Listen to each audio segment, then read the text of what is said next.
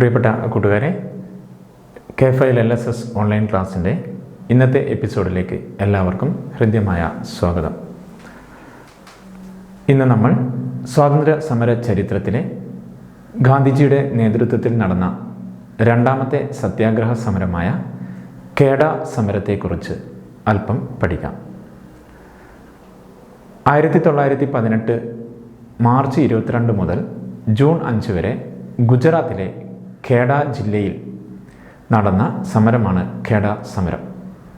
കർഷകരുടെ മേൽ അടിച്ചേൽപ്പിച്ച നികുതി ഇളവ് ചെയ്യാൻ ആവശ്യപ്പെട്ടുകൊണ്ടുള്ള സമരമായിരുന്നു ഇത്. ഈ സമരം ഗാന്ധിജിയുടെ രണ്ടാമത്തെ സത്യാഗ്രഹ സമരമാണ്.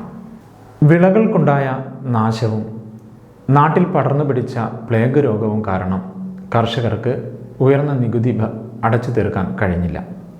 എന്തൊക്കെയായിരുന്നു ഖേഡ സമരത്തിൻ്റെ പ്രത്യേകതകൾ? നമുക്ക് നോക്കാം. ഗാന്ധിജിയുടെ രണ്ടാമത്തെ സത്യാഗ്രഹ സമരമായിരുന്നു ഇത്.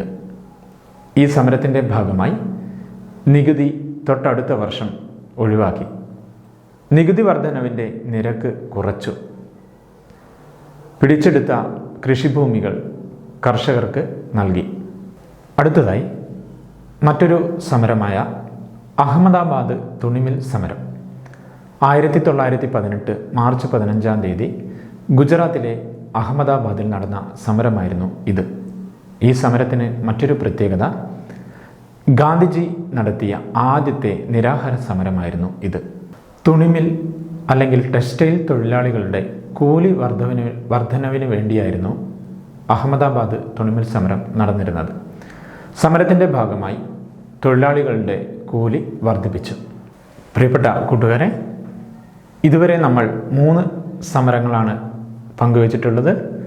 1917 നടന്ന ചമ്പാരൻ സത്യാഗ്രഹം, ബീഹാറിലാണ് ഈ സമരം നടന്നത്. നീലം കർഷകർക്ക് വേണ്ടിയുള്ള സമരമായിരുന്നു ഇത്. രണ്ടാമതെന്ന് പറഞ്ഞത് ഖേഡ സമരം. 1918 നടന്ന സമരം ഗുജറാത്തിലെ ഖേഡ ജില്ലയിലാണ് നടന്നത്.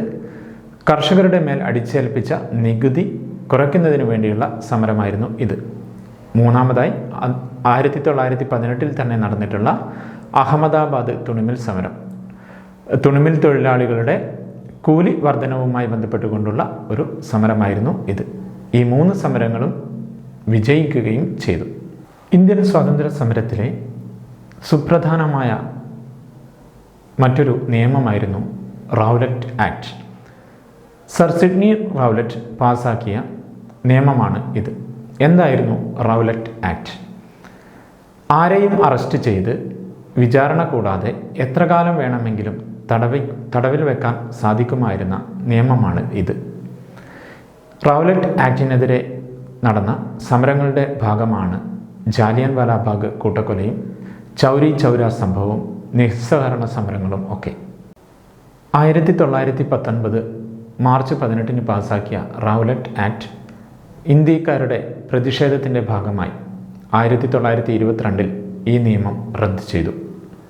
ഇന്ത്യക്കാർക്കെതിരെ ബ്രിട്ടീഷുകാരുടെ ഏറ്റവും വലിയ ക്രൂരത നടന്നത് പഞ്ചാബിലെ അമൃത്സർ ജില്ലയിലെ ജാലിയൻ വാലാബാഗ് മൈതാനിയിൽ ആയിരുന്നു.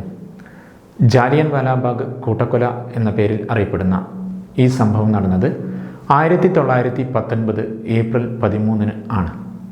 ബ്രിട്ടീഷ് നടപടികൾക്കെതിരെ പ്രതിഷേധിക്കാൻ പഞ്ചാബിലെ അമൃത്സർ ജില്ലയിലെ ജാലിയൻ വാലാബാഗ് മൈതാനിയിൽ ഒത്തുകൂടിയ ആഭാലവൃന്ദം ജനങ്ങളെ ബ്രിട്ടീഷ് ഉദ്യോഗസ്ഥനായ ബ്രിഗേഡിയർ ജനറൽ ഡയറിൻ്റെ നേതൃത്വത്തിൽ ബ്രിട്ടീഷ് സൈന്യം വെടിവെച്ച് കൊന്നു. ഇന്ത്യൻ മനസാക്ഷിയെ നടുക്കിയ വലിയ ദുരന്തമായിരുന്നു ജാലിയൻ വാലാബാഗ്. പ്രിയപ്പെട്ട കൂട്ടുകാരെ, ഇന്നത്തെ എപ്പിസോഡുമായി ബന്ധപ്പെട്ട് ചില ചോദ്യങ്ങൾ നിങ്ങൾക്ക് പ്രതീക്ഷിക്കാം. എന്തൊക്കെയായിരുന്നു ഖേഡ സമരത്തിൻ്റെ പ്രത്യേകതകൾ? ഗാന്ധിജിയുടെ ആദ്യത്തെ നിരാഹാര സത്യാഗ്രഹം ഏതായിരുന്നു? ഏത് വർഷമാണ് അഹമ്മദാബാദ് തുണിമിൽ സമരം നടന്നത്? ജാലിയൻ വാലാബാഗ് കൂട്ടക്കൊലയ്ക്ക് നേതൃത്വം നൽകിയ ബ്രിട്ടീഷ് ഉദ്യോഗസ്ഥൻ ആരാണ്? ജാലിയൻ വാലാബാഗ് കൂട്ടക്കൊല നടന്ന വർഷം, മാസം, തീയതി ഏതാണ് എന്നീ ചോദ്യങ്ങൾ നമുക്ക് പ്രതീക്ഷിക്കാം. വീണ്ടും അടുത്ത ക്ലാസ്സിൽ കാണാമെന്ന് പറഞ്ഞുകൊണ്ട് തൽക്കാലം ഇന്ന് വിടവാങ്ങുന്നു.